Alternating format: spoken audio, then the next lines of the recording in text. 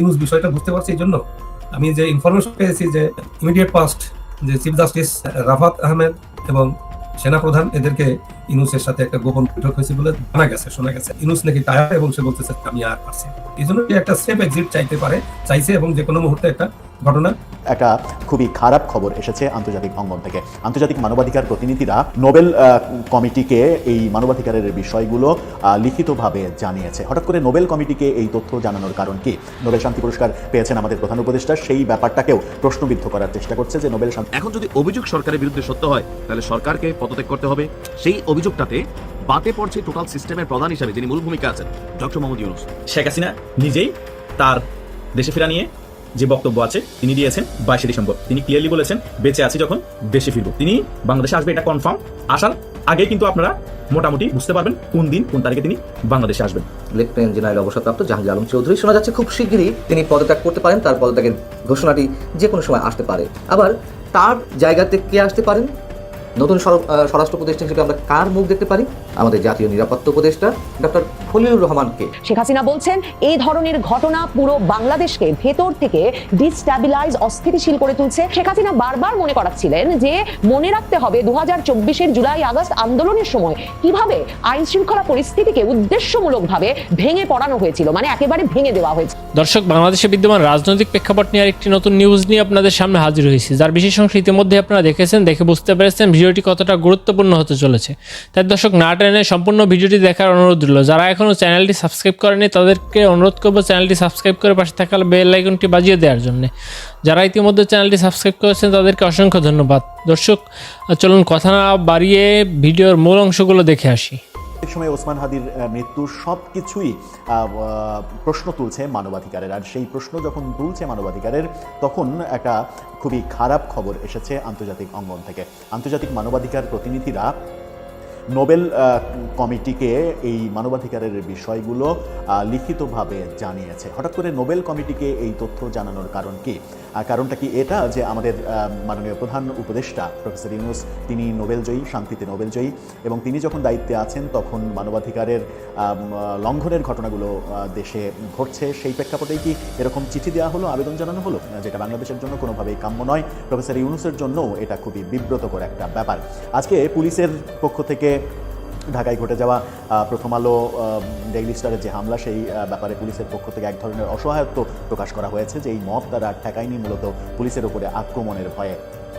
এই ধরনের কথা যখন পুলিশ বলতে বাধ্য হচ্ছে তার মানে দেশের সামগ্রিক অবস্থা খুব একটা সুখকর নয় বলে মনে হচ্ছে। সেরকম একটা মুহূর্তে ভারতীয় গণমাধ্যম নর্থ ইস্ট নিউজ এই চাঞ্চল্যকর খবরটি সামনে আনছে। তাদের দাবি যদি সত্য হয় তাহলে এটা বাংলাদেশের জন্য, বাংলাদেশের সরকারের জন্য, বাংলাদেশের জনগণের জন্য খুবই বিব্রতকর একটা খবর। তারা তাদের খবরে শিরোনামে যেটা বলছে, international rights representative six Nobel committees attention on Bangladesh abuses. মানে যেটা বলছে, বাংলাদেশের মানবাধিকার লঙ্ঘনের বিষয়ে নোবেল কমিটির দৃষ্টি আকর্ষণ করলেন আন্তর্জাতিক মানবাধিকার প্রতিনিধিরা। এই খবরের বিস্তারিত খবরে তারা যেটা বলার চেষ্টা করছে সেখানে আমরা দেখছি আন্তর্জাতিক মানবাধিকার প্রতিনিধিদের একটি দল নরওয়েজিয়ান নোবেল কমিটিকে চিঠি লিখে বাংলাদেশে মানবাধিকার ও মানবিক সংকটের ক্রমবর্ধমান রূপ নিয়ে গভীর উদ্বেগ প্রকাশ করেছে এবং নোবেল শান্তি পুরস্কারের সাথে যুক্ত নৈতিক দায়িত্ব সম্পর্কে চিন্তাভাবনা করার আহ্বান জানিয়েছে।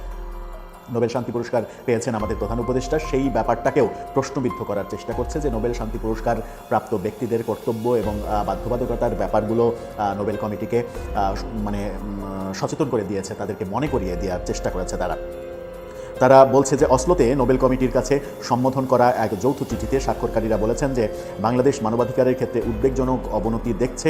লক্ষ্যবস্তুতে সহিংসতা, ঘরবাড়ি ও জীবিকা ধ্বংস, সাংস্কৃতিক ও ধর্মীয় প্রতিষ্ঠানের উপরে আক্রমণ এবং দুর্বল সম্প্রদায়ে বিশেষ করে ধর্মীয় ও জাতিগত সংখ্যালঘুদের পদ্ধতিগতভাবে ভয় দেখানোর বিশ্বাসযোগ্য প্রতিবেদন এবং প্রত্যক্ষদর্শীদের বরাত দিয়ে এই ব্যাপারগুলো উঠে আসছে। চিঠিতে বলা হয়েছে নারী ও শিশুরা সবচেয়ে বেশি ক্ষতিগ্রস্ত হয়েছে। চিঠির লেখকরা জোর দিয়ে বলেছেন যে কথিত লঙ্ঘনগুলি বিচ্ছিন্ন বা স্বতঃস্ফূর্ত নয়, বরং মৌলিক অধিকারের সংগঠিত ও টেকসই লঙ্ঘনের লক্ষণ বহন করে। এই পটভূমিতে তারা নোবেল শান্তি পুরস্কার বিজয়ী অধ্যাপক মোহাম্মদ ইউনূসের জনসাধারণের নিরাপত্তা নিয়ে উদ্বেগ প্রকাশ করেছেন, যিনি বর্তমানে বাংলাদেশের অন্তর্বর্তী সরকারের প্রধান উপদেষ্টা হিসেবে দায়িত্ব পালন করছেন। স্বাক্ষরকারীরা যুক্তি দিয়েছেন যে ডক্টর ইউনূস নোবেলজয়ী হিসেবে দেশব্যাপী নৈতিক কর্তৃত্ব এবং একজন সরকারি নেতা হিসেবে জাতীয় দায়িত্ব পালনের কারণে ব্যাপক দুর্ভোগের মুখে নৈতিক নেতৃত্ব প্রয়োগ করবেন বলে আশা করা হচ্ছে। তারা বলেছে যে এই ধরনের পরিস্থিতিতে নীরবতাকে নিরপেক্ষতা হিসেবে দেখা যাবে না এবং এর গুরুতর নৈতিক পরিণতি হতে পারে। অর্থাৎ বলা হচ্ছে যে এই ধরনের ঘটনার পরিপ্রেক্ষিতে সরকার এক ধরনের নীরবতা পালন করছে, সেই নীরবতাকে নিরপেক্ষতা ভাবার কোনো অবকাশ নেই। চিঠিতে জোর দিয়ে বলা হয়েছে আবেদনটি রাজনৈতিকভাবে উদ্দেশ্যপ্রণোদিত নয়, বরং মানবতা, জবাবদিহি এবং ন্যায় বিচারের সার্বজনীন নীতির মধ্যে নিহিত।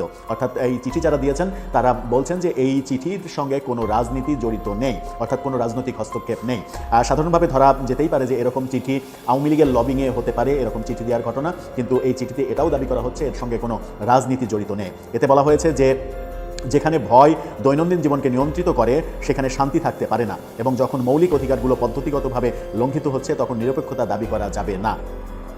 নরওয়েজিয়ান নোবেল কমিটি এবং নোবেল ফাউন্ডেশনকে তাদের নৈতিক দায়িত্ব সম্পর্কে চিন্তা করার আহ্বান জানিয়ে স্বাক্ষরকারীরা বলেছেন যে নোবেল শান্তি পুরস্কারের নৈতিক কর্তৃত্ব স্বচ্ছতা, নৈতিক স্পষ্টতা এবং দুর্ভোগের মুখোমুখি হওয়ার সাহসের উপরে নির্ভর করে। তারা আরও যোগ করেছেন যে বাংলাদেশের ভুক্তভোগীরা স্বীকৃতি পাওয়ার যোগ্য এবং বিশ্ববিবেক দায়িত্ব দাবি করে। সতর্ক করে দিয়েছে যে মানবিক মর্যাদা হুমকির মুখে পড়লে প্রতিষ্ঠানগুলি কিভাবে প্রতিক্রিয়া জানায় তা ইতিহাস বিচার করবে।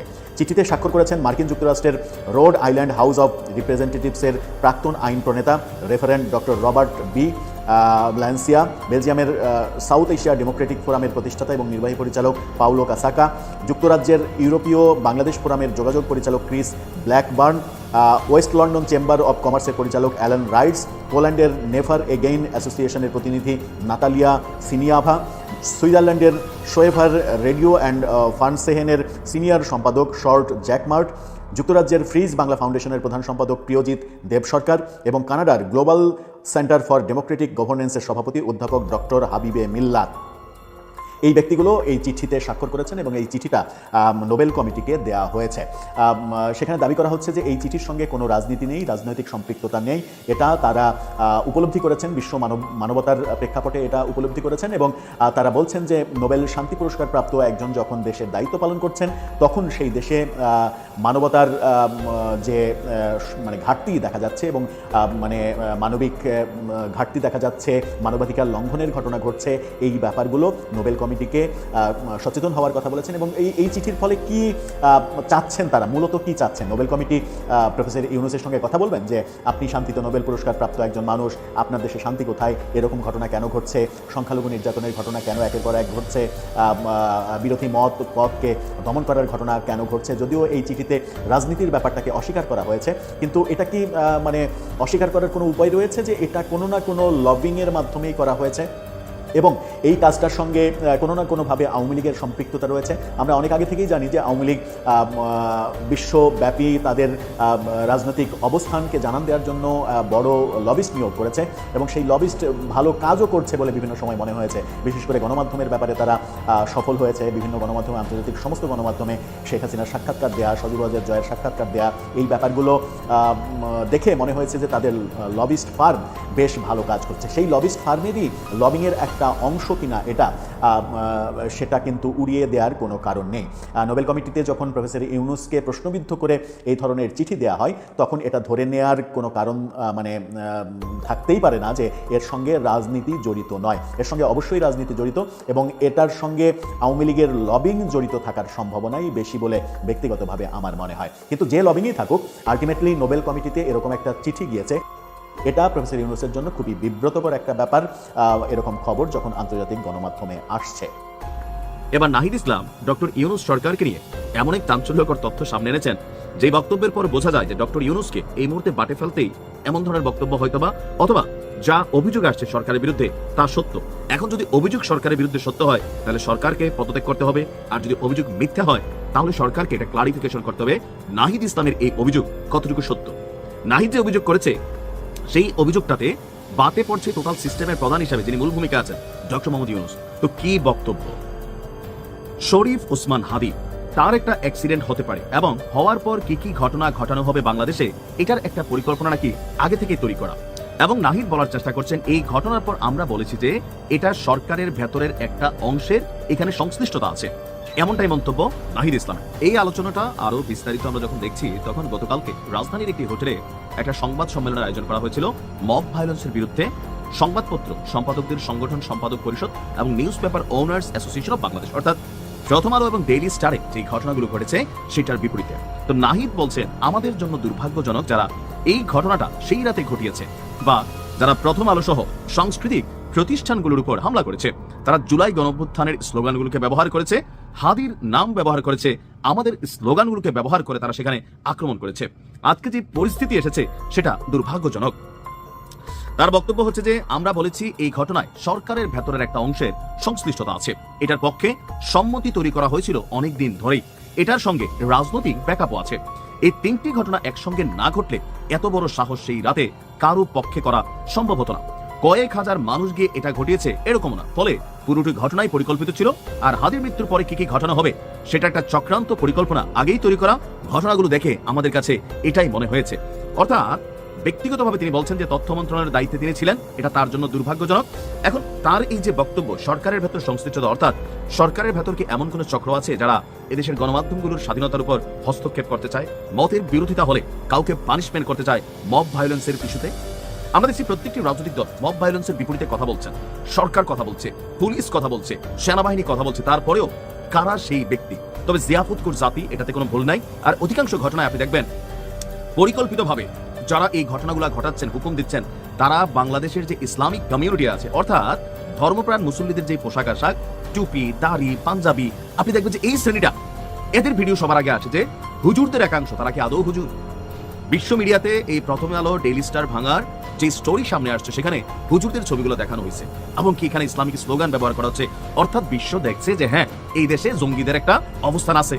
কারণ এই কর্মকাণ্ডগুলোকে আপনি যে ভাষায় বলেন, উন্নত বিশ্ব এটাকে জঙ্গি কার্যক্রম হিসাবেই তারা মনে করে। এমনকি ইউরোপীয় ইউনিয়নের যিনি কমিশনের প্রধান আছেন, তিনিও কিন্তু এসে একই কথা বলছেন। আর যখন এই ঘটনাগুলো ঘটে, বিশ্ব মিডিয়াতে বাংলাদেশের ধর্মপ্রাণ মুসলমানদেরকে নেগেটিভলি রিপ্রেজেন্ট করা হচ্ছে। পিনাকিদা ইলিয়াস ভাই ভালো করে জানেন যে কেন আসলে হুজুরদেরকে ব্যবহার করা হচ্ছে। এমনকি এর পরপর গরু দেওয়া হচ্ছে, জিয়াফত খাওয়ানো হচ্ছে, আর মানুষ খাচ্ছে। কারা খাচ্ছে? জিয়াফতখোর জাতি। এই সরকারের সবচেয়ে বড় ব্যর্থতা হচ্ছে তারা মবকে ভয় পায়। পুলিশের দোষ আমি দিব না, কেননা 10 জন পুলিশের সামনে 100 জন মানুষ যখন দাঁড়াই যায়, আর যারা এই ঘটনাগুলো ঘটায়, এদের রক্তের মধ্যে একটা উন্মাদনা থাকে। আপনি দেখবেন যে হয়তো মরবে, নয়তো মাইরা ফেলবে। তো পুলিশ তো মানুষ ভাই, গুলি করলে আবার পুলিশ খারাপ, তো নিজের মরা ছাড়া তো পুলিশের গতি নাই। পুলিশের তো কোন ঠেকা লাগছে? আমি নিজেও যদি পুলিশ হইতাম এরকম পরিস্থিতিতে, আমি তো এটাই করতাম ভাই। আপনিও করতেন। আপনি ভাবতেছেন পুলিশ কেন কিছু করেন? আপনার তো জীবনের মায়া আছে, পরিবার আছে, রাষ্ট্রটা চেক দিবে, এরপরে শেষ। এই সরকারের ভেতর কারা ঘাপটি মেরে বসে আছে, এটা আসলে নাহিদ ইসলাম যখন এই কথা বলে আমাদেরকে ভাবনার বিষয় হয়ে দাঁড় করিয়ে দেয়। নিশ্চয়ই সরকারের পক্ষ থেকে ক্লারিফিকেশন আসবে কারা এরা। ইউনুসের একটা প্রস্থান প্রস্তুতি আভাস পেয়েছেন আমাদের প্রিয় একজন মানুষ, সিনিয়র সাংবাদিক শরীফ শাহাবুদ্দিন। তার সঙ্গে বিষয়গুলো নিয়ে আলাপ করব। ইউনুসের এই প্রস্থান অথবা পলায়ন প্রস্তুতি, আপনার কাছে কি তথ্য এটা নিয়ে? হ্যাঁ, বিষয়টা খুব অ্যাগ্রাভেট করে গেছে। ইউনুস যেভাবে মেটিকুলাসলি ঘটনা ঘটিয়ে নির্বাচনটা পিছাতে চাইছিলেন উনি, বা নির্বাচনটা আপাতত না হোক, আর ওনার এই দায়িত্বটা আরো ইলংগেটেড হোক, এটাই উনি চাইছিলেন। কিন্তু ওনার সাথে যারা এমপ্লয়ার, সেই জঙ্গি জিহাদি সন্ত্রাসীদের এই যে অপতৎপরতা, রাষ্ট্রবিরোধী, সরকার বিরোধী, সমাজ বিরোধী, যে হাদি হত্যা করে, তারপরে যে ভ্যান্ডালিজম, তারপরে যে পত্রিকা পুড়িয়ে দেওয়া, তো এগুলো হচ্ছে বাংলাদেশে যে কোনো দেশে পত্রিকা পুড়িয়ে দেওয়া হলে এইটা খুব নিউজ হয়, খুব প্রকট আকারে, এবং যা হওয়ার তাই হয়েছে। সারা পৃথিবীতে, বিশেষ করে পশ্চিমা দুনিয়াতে ইউনুসের যে সমর্থক ছিল বা তাকে যারা ফেভার করতো, তারা এখন পুরোপুরি এখন দেখছে যে ইউনুসকে আর সমর্থন করার আর কোনো সুযোগই নেই। তো পশ্চিমা দুনিয়া থেকে ইউনুস একেবারে জিরো হয়ে যাওয়ার পরে তার ইয়েটা ভেঙে গেছে। এখন জানা গেছে যে সে এখন একটা চাইছে, এখন বোঝা যাচ্ছে যে সে খানিকটা টায়ার্ড, এবং সে তার যে ক্ষমতা আঁকড়ে থাকার যে অদম্য বাসনা ছিল, সেটা সে বুঝতে পারছে যে ওইটা আর হবে না। কারণ এই খুব ব্যাড পাবলিসিটি, আর ওই জঙ্গি জিহাদিদের, ওরা যে ভারতের বিরুদ্ধে, 7 সিস্টারের বিরুদ্ধে সর্বশেষ যে যুদ্ধ ঘোষণা করছে, যেটাকে সিনায় আনবে, ওদেরকে উলফা পরেশকে সাহায্য করতে, অর্থাৎ ভারতের বিরুদ্ধে একটা যুদ্ধাবস্থা তৈরি করে দিছে, এবং ভারতের হাই কমিশনারকে লাথি মেরে সরিয়ে দেওয়া, বা এরকম আর কি, যে ল্যাঙ্গুয়েজ গুলো যে রাষ্ট্র টু রাষ্ট্রের সাথে যায় না, এটা inconsistent with the diplomatic language, আমি এইভাবেই বলবো।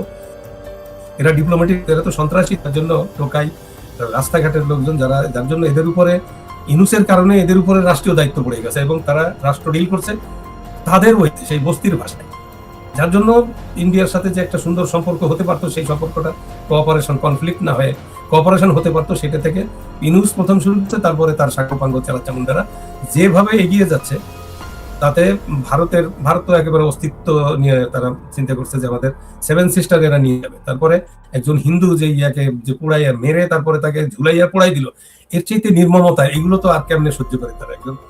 তো সেই জন্য বিভিন্নভাবে ভারতকে যেভাবে উত্তক্ত করা হয়েছে, যেভাবে ভারতকে একেবারে পায়ে পাড়া দিয়ে যেভাবে তাকে ইয়া করা হয়েছে, তখন ভারত তার প্রস্তুতি নিয়ে নিছে। যেমন ভারতের অংশ ভেঙে যদি তোমরা বাংলাদেশ বানাইতে চাও, বড় গ্রেটার বাংলাদেশ, তা আমি বাংলাদেশ যদি ক্যাপচার করি, এই অটোমেটিক এটা চলে আসছে তাদের ভিতরে, তাদের জনগোষ্ঠীর ভিতরে, তাদের জনগোষ্ঠী পাবলিসিটি যেভাবে আসছে, তাদের রেটরিক একদম এইভাবে চলে আসছে। এটা হলো নিজের পায়ে নিজে কুড়াল না। তো এখন ভারত তো এদের কথা তো বিশ্বাস করছে এবং ঘটনাও ঘটতেছে, হিন্দুদের উপর আবার আক্রমণ হচ্ছে, তারপরে অ্যাম্বাসেডারকে যদি লাথি দিয়ে খেদাই দিতে চায়, এর থেকে অপমানজনক কথা তো এরা তো আর বাংলাদেশ হলে কি করতো। তো যাই হোক, ইন্ডিয়াও আমার মনে হয় যে একটা বড় ধরনের প্রেশার ক্রিয়েট করছে, এবং এই প্রেশার ক্রিয়েট করলে ইন্ডিয়া যদি আপনার প্রেসিশন স্ট্রাইকে যায়, তাহলে তো ওই যাদের 50 লাখ আর্মি আছে, যারা জঙ্গি জিহাদি, যারা বলে আমরা 5 তারিখে যদি ইয়ে না হতো, শেখ হাসিনার পতন হতো 6 তারিখে অস্ত্র নিয়ে, তো এই সবগুলোকে এরা সবাই নিজেদেরকে টার্গেটে পরিণত করেছে। তো এখানে যদি ভারত টার্গেট করে তারা যদি প্রেসিশন স্ট্রাইকে যায়, তখন ইনুসের আর কিছুই করার থাকবে না। ইনুস তখন ইনুসের ওদের ভাগ্যে যা হবে, ইনুসেরও তাই হবে। আমার মনে হয় যে ডক্টর মোহাম্মদ ইনুস বিষয়টা বুঝতে পারছে, এই জন্য আমি যে ইনফরমেশন পেয়েছি যে ইমিডিয়েট পাস্ট যে চিফ জাস্টিস রাফাত আহমেদ এবং সেনাপ্রধান এদেরকে ইনুসের সাথে একটা গোপন বৈঠক হয়েছে বলে শোনা গেছে। তো বিশ্বস্ত সূত্রে না হলেও এটাকে কগনিজেন্সিতে নেওয়া যায় এরকম একটা। তো ইনুস নাকি টায়ার্ড এবং সে বলতেছে আমি আর পারছি না, ধসে গেছে। তো এই জন্য টায়ার্ড না ভীত সন্ত্রস্ত, ওইটাই ভীত সন্ত্রস্ত। আপনি যেটাই বলেন একই কথা, এখানে টায়ার্ড মানে তো তাই পালিয়ে যাওয়া আর কি। এই জন্য একটা সেফ এক্সিট চাইছে এবং যে কোনো মুহূর্তে একটা ঘটনা, যে কোনো চেঞ্জ। বাংলাদেশে 5 আগস্টের পর থেকে আমরা একের পর এক মিডিয়া হাউসে আগুন, তারপরে লুটপাট, এই সমস্যাগুলো আমরা দেখে আসছি। এবং আজকে ডেইলি স্টার প্রথম আলোতে আগুন দেওয়ার পরে সেটা ইস্যু হয়ে দাঁড়াচ্ছে। ডেইলি স্টার প্রথম আলো কিন্তু ওই আগুনগুলোর বিরুদ্ধে তারা কোনো অবস্থান নেয় নাই, বক্তব্য দেয় নাই। এখন যেহেতু নিজের ঘরে আগুনটা পড়ছে, এবং আমরা দেখলাম সেই দিন মানে রাষ্ট্র এটা তো গোপনে আগুন দেয় নাই, এরা মিছিল করে ঘোষণা দিয়ে এসছে আগুন দেয়, মিছিল করে গিয়ে ওখানে মাইকে ইয়া করে গিয়ে প্রকাশ্যে। আশা করি মনোযোগ সহকারে না টেনে সম্পূর্ণ ভিডিওটি দেখেছেন এবং বুঝতে পেরেছেন। দর্শক, আপনাদের গুরুত্বপূর্ণ মন্তব্য কমেন্ট সেকশনে দিয়ে যাবেন। পাশাপাশি চ্যানেলটি যদি সাবস্ক্রাইব করে না থাকেন, অনুগ্রহ করে চ্যানেলটি সাবস্ক্রাইব করে পাশে থাকা বেল আইকনটি বাজিয়ে দিন।